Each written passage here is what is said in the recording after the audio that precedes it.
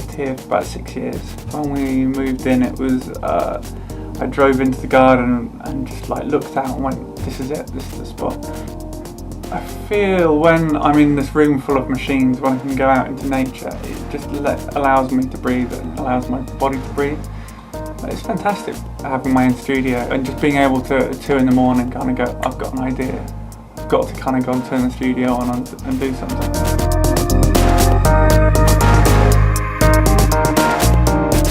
Just been working on my album and I really wanted to push it, and use different technology and be able to communicate in a different way. And I've been mixing and producing the whole thing. So it's been a lot of work and just shaping the album into something that I'm really proud of and something that I can play live as well.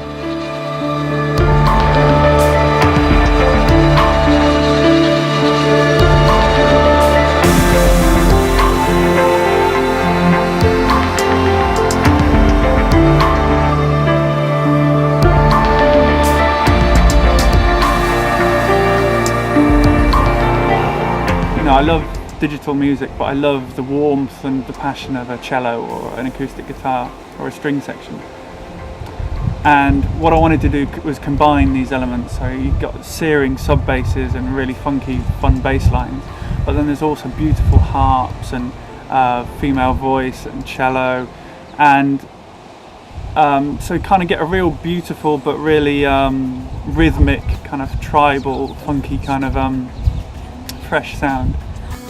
Finally unrealized, choose to forgive, for all this needs to be met. Burn out, rewired, design, redesign, water and fire, holding our hands, through tears and sparks. The name of the album is Leap and the Net Will Appear, and it's a Zen proverb, basically that the universe will catch us. If we have an intention or a thought or an idea or a mission, and it comes from a pure place, then the universe will choose to help us with it.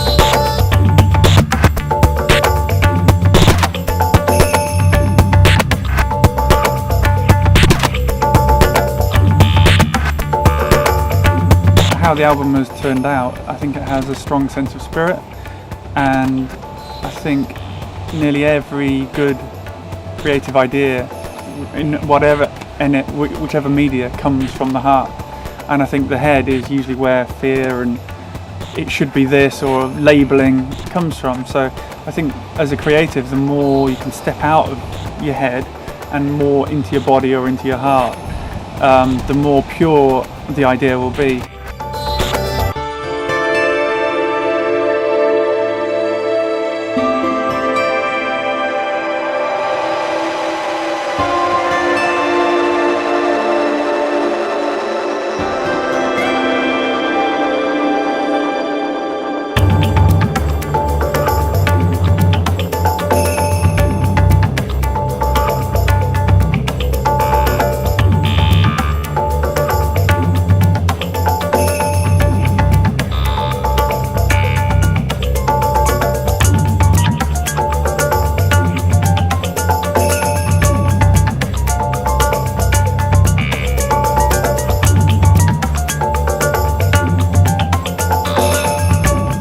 Often the most creative thing that can happen, and how I got 2 songs when I was in Ibiza, is a mistake happens and it catches your ear and I think I would never think to do that, so let's scrap everything else and start with that and then build a song around it.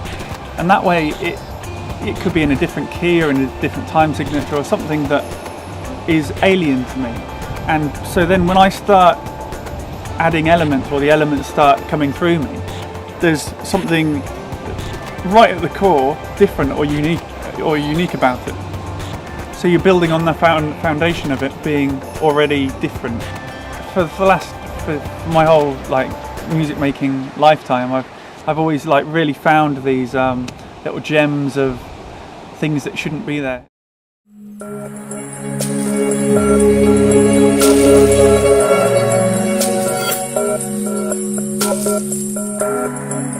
There's a song on the album called Breathe to This. Life is so busy and it's so difficult to meditate and just to take a moment out. It was kind of a meditation in a 6-minute track.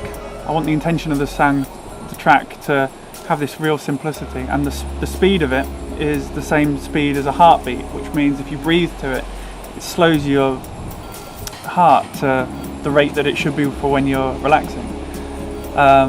And then the first sound I made was the sound of me throwing stones on Brighton Beach, which was to get the snare sound, and it's got a real psh as the stones are thrown. And I had to have my friend with me bribing children with sweets to get them to shut up long enough so we could actually sample the stones as they crashed onto the beach.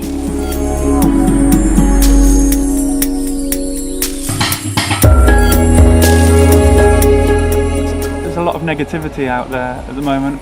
You know, I just wanted to have a good, optimistic, positive spirit, you know, heartfelt statement, and maybe it can inspire someone or people to, you know, to kind of go for what they actually believe is best for them, and put down their fear and put down all the stuff that goes with such a busy life, and kind of go, this is what I want and this is what I'm going to go for, and the universe will help me.